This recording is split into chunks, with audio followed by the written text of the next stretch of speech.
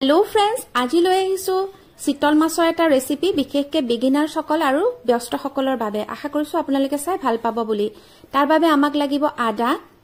নহৰু কোলা সৰিয়হ গোটা জিৰা গোটা ধনিয়া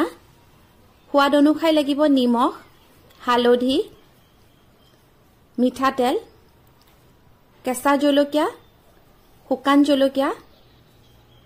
আৰু এয়া ঘৰৰ বিলাহী লাগিব আৰু গোটা পিয়াজ এটা লৈছো ডাঙৰ সৰু হলে দুটা লব প্ৰথমতে আমি সৰিয়হ ধনিয়া আৰু জিৰাখিনি তিয়াই লম এক চামুচ লব আৰু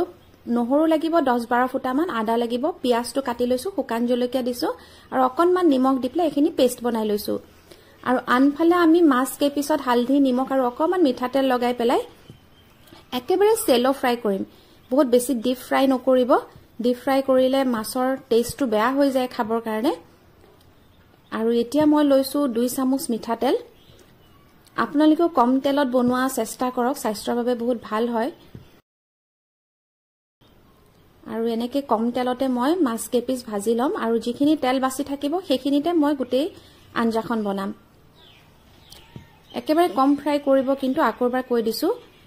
আৰু এতিয়া ইয়াতে দি দিছো পেষ্টখিনি এইখিনি অকনমান লৰাই পেলাই তাতে আমি সোৱাদ অনুসাৰে নিমখ দি দিম হালধি দি দিম আৰু এইখিনি অকনমান ফ্ৰাই হ'ব দিম ঠিক তেল বিৰিঙিব যেতিয়া তেতিয়া দি দিছো কাটি পেলাই বিলাহীটো কেঁচা জলকীয়া গোটাকে দিছো আপোনালোকে ফালি দিব তেতিয়া সোৱাদটো বেছি ভাল হয় আৰু তাৰ পিছত দি দিছো মাছখিনি আৰু এয়া হৈ গল আমাৰ চিতল মাছ ৰেডি অকনমান মিঠাতেল দি দিব আৰু গৰমে গৰমে পৰিবেশন কৰিব আশা কৰিছো ভাল পাইছে বুলি চাই ধন্যবাদ